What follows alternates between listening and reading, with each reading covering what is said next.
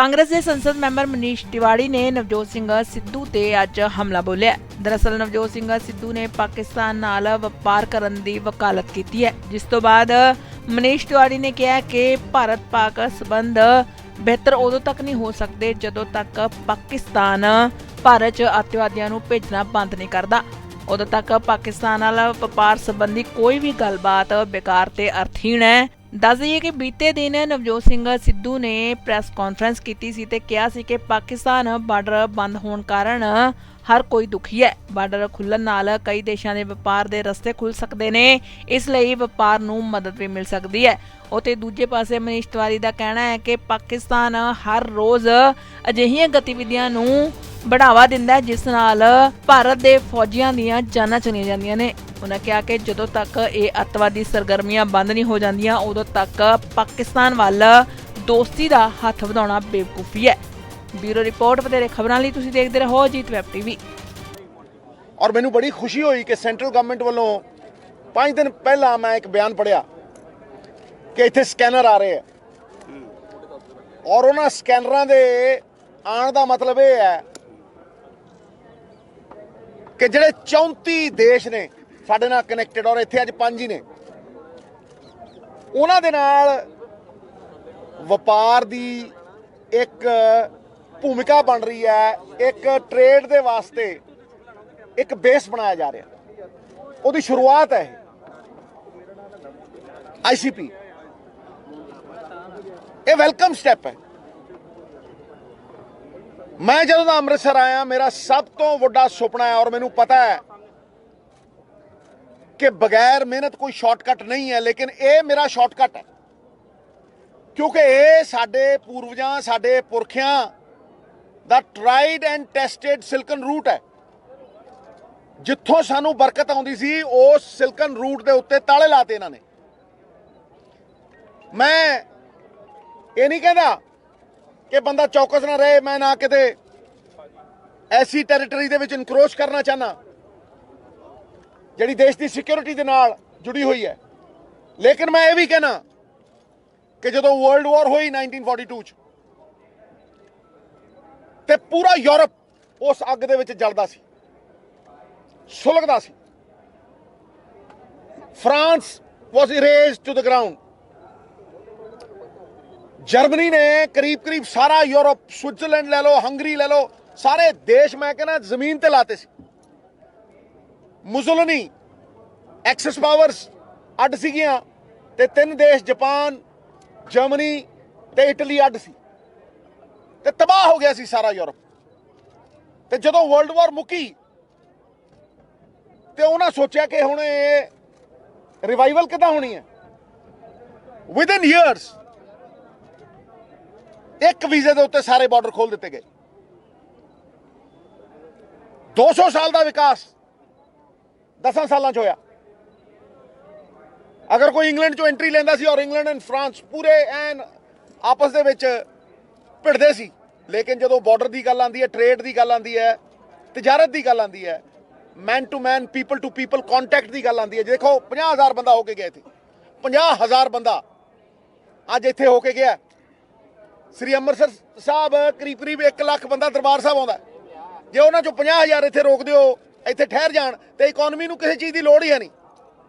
These are the indirect benefits of economy किसी भी सूबे दे लई।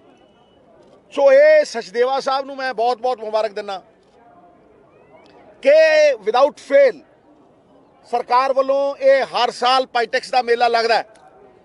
पर मैं कहना कि जिहड़ा पाईटैक्स का फैलाव है ये साडे सिल्कन रूट नूं नाल लवे, ये पाईटैक्स का फैलाव 34 देशों तक जावे।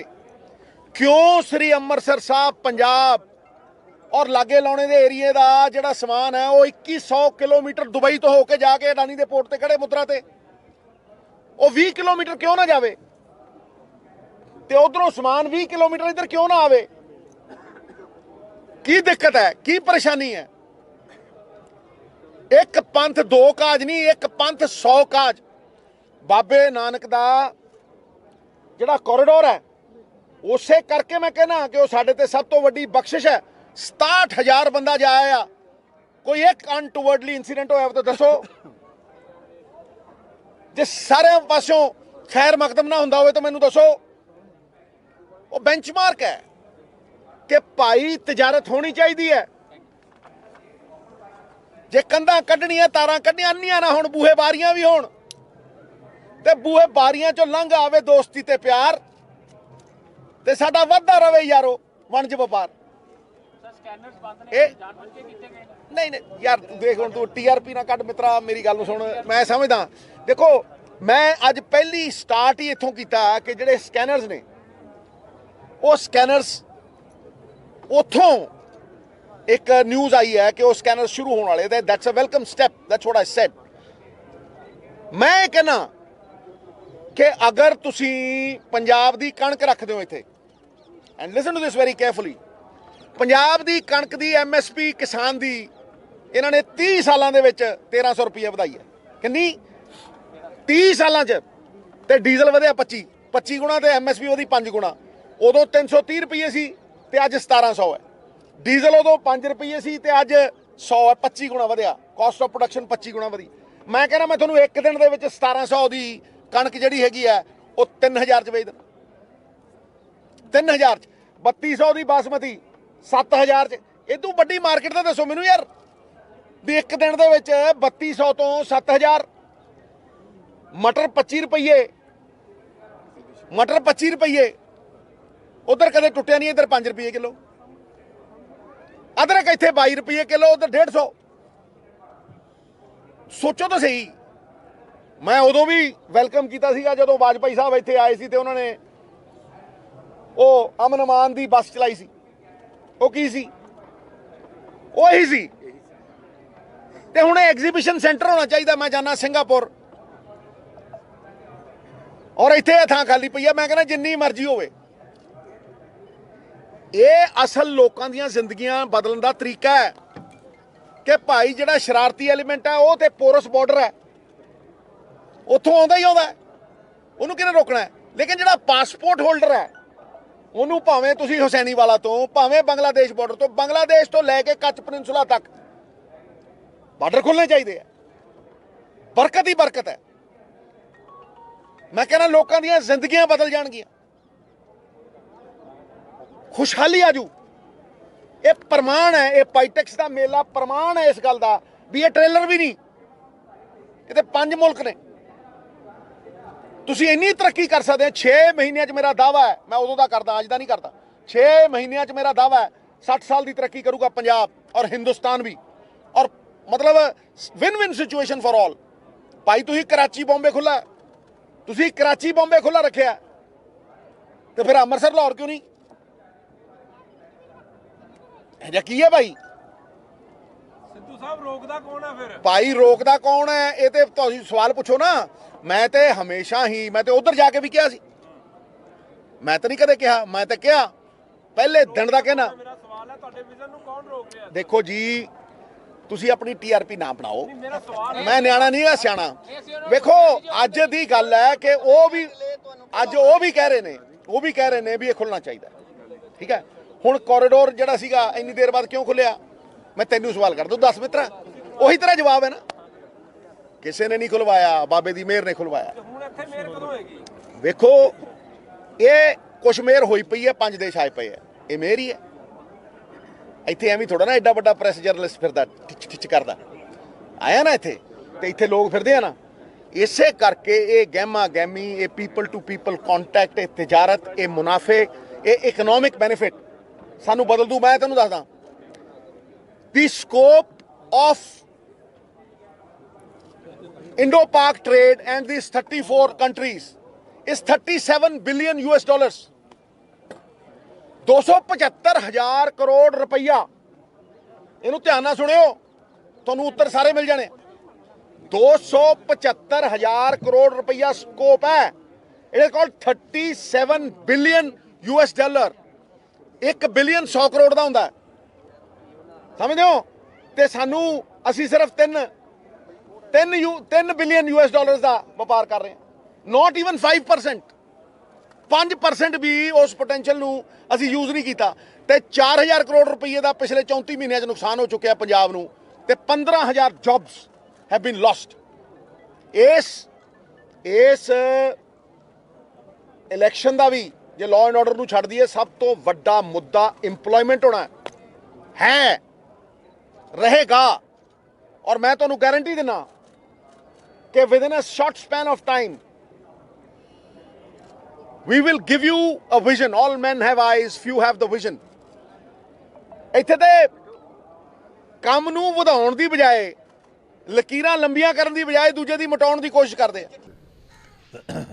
देखिए, पाकिस्तान से व्यापार और पाकिस्तान से एक्सपोर्टेड आतंकवाद ये साथ साथ नहीं चल सकता।